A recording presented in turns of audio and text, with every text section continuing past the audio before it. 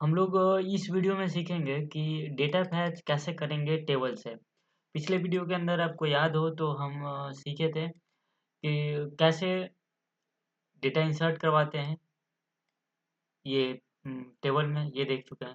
तो देखिए अभी हम एक फाइल बना लेते हैं फैच डॉट पीएचपी के नाम से, ठीक है। और इस बार ना हम कुछ अलग तरीके से डेटा फैच करेंगे, ठीक है।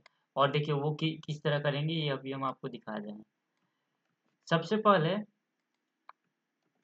सबसे पहले देखिए हम एक क्लास बनाए हैं। क्लास का नाम क्या रखे हैं? डेटाबेस। और यहाँ पे हम वेरिएबल लिए हैं, और मतलब क्लास के अंदर वेरिएबल और फंक्शन होता है ना, तो एक अलग तरीके से बना रहे हैं। ऐसे नहीं तो जो पहले जैसे बना रहे थे वैसे बना सकते हैं, लेकिन अभी हम अलग तरीका देखेंगे। देखिए यहाँ पे क्लास लिया गया है, क्लास का नाम रखा गया है डेटाबेस, और इसके अंदर वेरिएबल और फंक्शन बनाया गया है। वेरिएबल क्या क्या है? वेरिएबल में हम होस्ट नेम लिखे हैं, और होस्ट नेम में डाले हैं सर्वर नेम, वही अपना रूट, यूजर नेम और पासवर्ड में ब्लैंक। और यहाँ पे डेटाबेस का नाम बुक रखे हैं, क्योंकि हमारे पास एक बुक नाम का यहाँ पे डेटाबेस है। देखिए यहाँ दिखा देते हैं आपको। यहाँ पे देखिए बुक नाम का डेटाबेस है, और इस बुक नाम के डेटाबेस में हमारे पास दो टेबल है, ठीक है। इसको अगर ये ओपन होगा तो यहाँ पे दो टेबल है, एक इम्प्लाई और एक स्टूडेंट। तो इम्प्लाई वाले में घुसते हैं तो यहाँ पे इतना सारा डेटा है, इसी को हम फैच करेंगे अभी। तो देखिए बुक नाम का डेटाबेस यहाँ लिख लिए। अब देखिए यहाँ पे एक फंक्शन बनाया गया है, ठीक है। अब आपको पता है कि फंक्शन में जब वैल्यू एक्सेस होता है तो यहाँ पे वैल्यू एक्सेस करने के लिए अ, यहाँ पे देखिए वैल्यू एक्सेस करने के लिए दिस कीवर्ड से करते हैं। तो वही लिखे हैं, देखिए दिस, और उसका वेरिएबल का नाम लिखना होता है। तो दिस और उसका नाम, तो यहाँ पे इसका मतलब हुआ कि यहाँ पे सर्वर नेम लिखा हुआ है, और यहाँ पे यूजर नेम, और यहाँ पे पासवर्ड, और यहाँ पे डेटाबेस नेम, ठीक है। और इसको रिटर्न करा दिया गया है, ठीक है। इतना सारा सिंपल सा काम समझ गए। अब हम आगे बढ़ते हैं। अब देखिए आगे क्या है। आगे आगे यहाँ तक कॉपी करते हैं, अभी आपको समझा देंगे, बहुत आसान है। यहाँ से कॉपी करके यहाँ तक छोड़ा गया है, तो इसको ले लेते हैं, ठीक है। अब देखिए यहाँ तक आप समझ चुके हैं कि मतलब डेटाबेस का कनेक्शन किया गया है। और यहाँ पे सॉरी, और यहाँ पे एक फंक्शन का नाम रखा गया है डिस्प्ले ऑल, ठीक है। एक और फंक्शन बनाया गया है, जैसे कनेक्ट नाम का फंक्शन है ना, उसी तरह एक डिस्प्ले ऑल नाम का फंक्शन बनाया गया है, और इसमें टेबल नेम का वेरिएबल रखा गया है कि टेबल नेम आप क्या रखना चाहते हैं, आपका क्या है।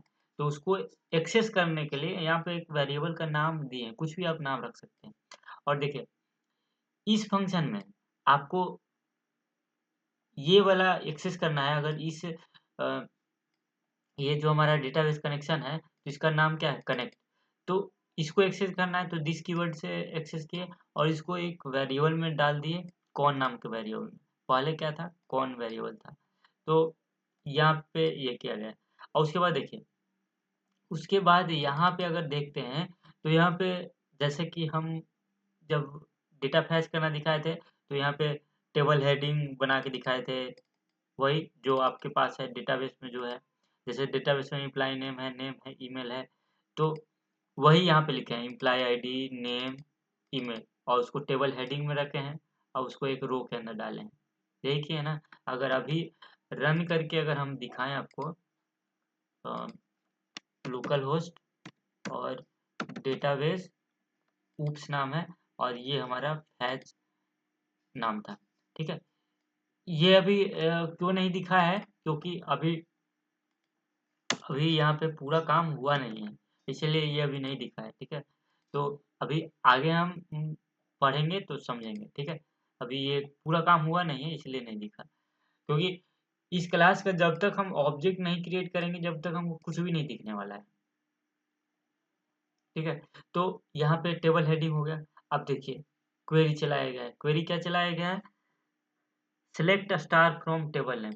तो जो टेबल नेम है वो यहाँ पे लिखना होगा कि उस टेबल में से सारा डेटा हमको फैच होके इस वेरिएबल में स्टोर हो जाना चाहिए, ठीक है। और इस वेरिएबल में आ गया, तो अब एक माइस्क्यूल फैच नाम का फंक्शन है, और उसके अंदर अगर ये वेरिएबल डालते हैं तो इसके अंदर जितना मतलब जितना भी डेटा होगा, जितना भी होगा वो रिजल्ट नाम के वेरिएबल में स्टोर होगा, और ये ट्रू होगा।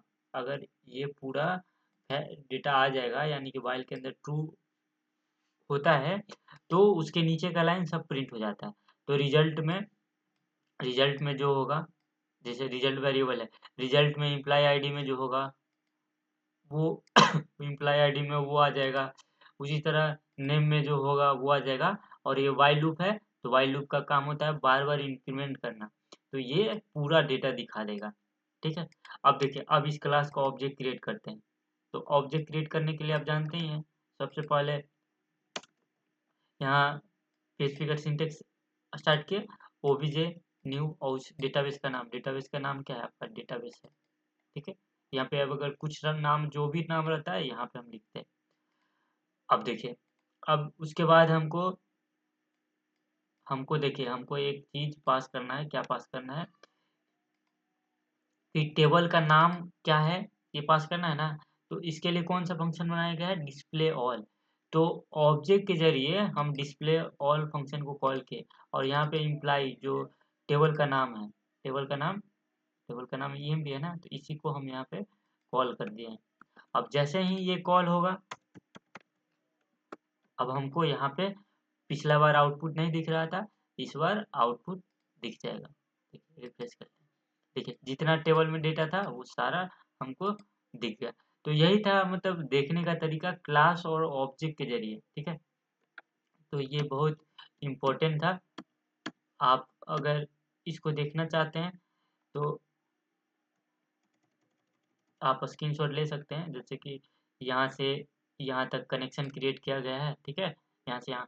फिर उसके नीचे चलते हैं, इसके नीचे एक फंक्शन क्रिएट किया गया है डिस्प्ले ऑन नाम का, और इस फंक्शन में ये फंक्शन यहाँ से शुरू होता है, और इसमें अ, यहाँ पे डेटा सिलेक्ट ऑल करके एसक्यूएल कमांड चलाया गया। उसके बाद वाइल लूप, उसके बाद ये इतना है।